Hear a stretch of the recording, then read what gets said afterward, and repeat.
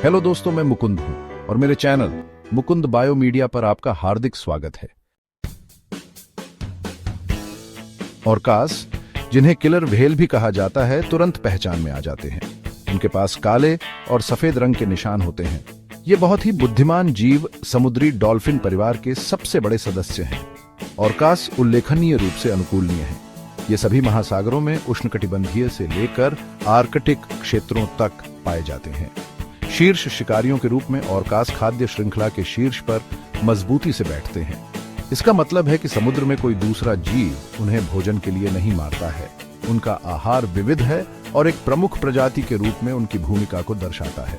इसका मतलब है कि वे समुद्र पारिस्थितिकी तंत्र को संतुलित रखने में महत्वपूर्ण भूमिका निभाते हैं। ऑर्कास अवसरवादी भक्षक हैं, मतलब वे कई तरह के शिकार खाएंगे। उनका आहार उनके स्थान और भोजन की उपलब्धता के आधार पर बदलता रहता है।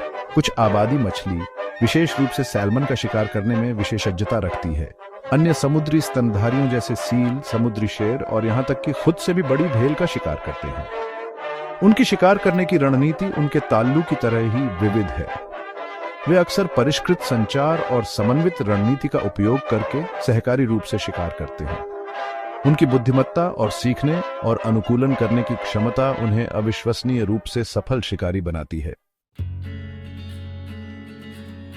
ऑर्कास अत्यधिक सामाजिक जानवर हैं, जो पॉड्स नामक समूहों में रहते हैं। ये पॉड्स उल्लेखनीय रूप से स्टेबल हैं, जिनमें अक्सर संबंधित व्यक्तियों की कई पीढ़ियां होती हैं। एक पॉड का मूल मातृवंश होता है, जिसका नेतृत्व सबसे उम्रदराज और सबसे अनुभवी महिला करती है। यह मैट्रियार्क शिकार के मैदान, प्रवास मार्गों और सामाजिक व्यवहार के बारे में महत्वपूर्ण ज्ञान देती है। प्रत्येक पॉड की अपनी अनूठी स्वरालु होती है, एक प्रकार की बोली, जो उन्हें एक दूसरे की पहचान करने में मदद करती है। ये स्वर अन्य सीखे हुए व्यवहारों के साथ उनकी संस्कृति का हिस्सा है, जो पीढ़ियों से चली आ रही है।